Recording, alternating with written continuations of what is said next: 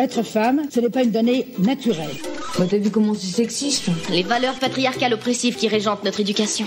Qu'est-ce que c'est que le sexisme ? C'est le résultat d'une histoire. Tout le monde a sa définition du féminisme. On peut plus rien dire. Qu'est-ce que ça veut dire ? Salut, c'est Marine Pétroline, des Chroniques du sexisme ordinaire, le podcast qui débusque le sexisme dans les moindres recoins. Sexisme, féminisme, genre, virilité, transidentité, vous êtes perdus ? Pas de panique ? Tout s'explique. Aujourd'hui, on se demande, c'est quoi le harcèlement sexuel ?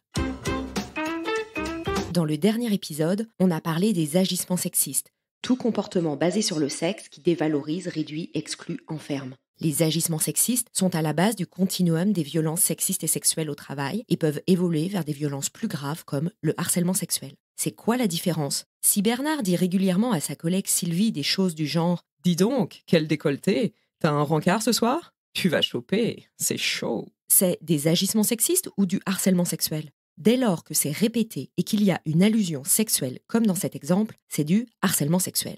Selon l'article L153.1.1 du Code du travail et l'article 222.33 du Code pénal, le harcèlement sexuel se caractérise par le fait d'imposer à une personne, de façon répétée, des comportements à connotation sexuelle ou sexiste qui portent atteinte à sa dignité en raison de leur caractère dégradant ou humiliant ou créent à son encontre une situation intimidante, hostile ou offensante. Ça peut être des blagues à caractère sexuel, à l'oral ou à l'écrit, une conversation à la machine à café où une personne évoque son rêve érotique de la veille.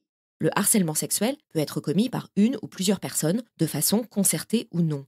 Bernard parle à Sylvie de son décolleté et de son possible rencard, devant Léa qui assiste à la scène. Si Léa demande à Sylvie le lendemain « Alors, c'était chaud, t'as chopé ?» c'est du harcèlement sexuel. Que la personne à l'origine des propos soit un homme ou une femme, un ou une supérieure hiérarchique, collègue ou même une personne externe ou non salariée, client, cliente, prestataire, bénévole.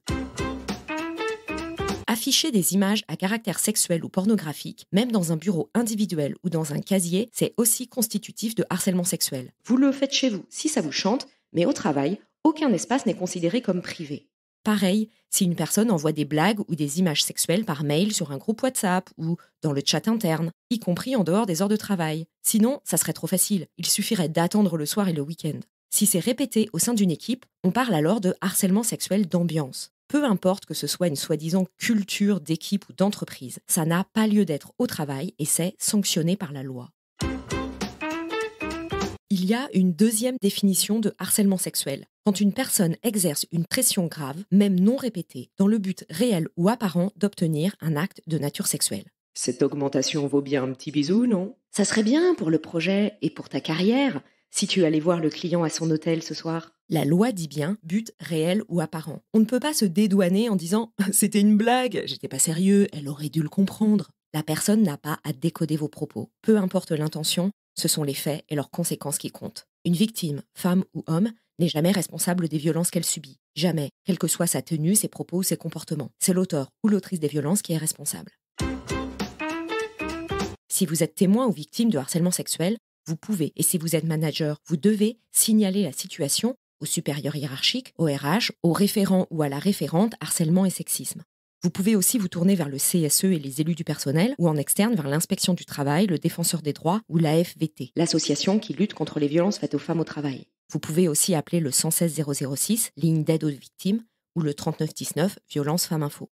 Pour résumer, le harcèlement sexuel, c'est le fait d'imposer à une personne, de façon répétée, des comportements à connotation sexuelle ou d'exercer une pression grave dans le but réel ou apparent d'obtenir des faveurs sexuelles. C'est interdit par le code pénal et l'entreprise est tenue de prévenir, faire cesser et sanctionner ces violences. Si vous en êtes témoin, vous pouvez, et si vous êtes manager, vous devez signaler les faits.